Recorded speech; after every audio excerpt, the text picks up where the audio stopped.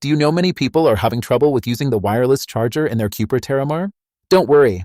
In this video, we'll show you how you do this. Let's start. Step 1. Check compatibility. Check if your phone supports Qi wireless charging technology. Step 2. Clear the pad.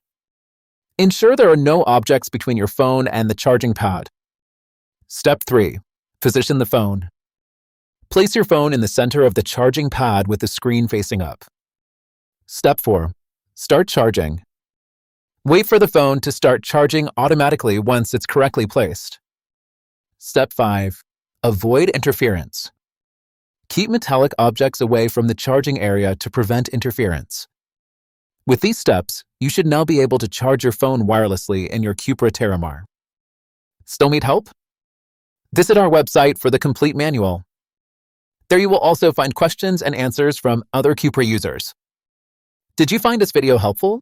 By subscribing, you help us continue to answer users' questions. So, subscribe to our channel.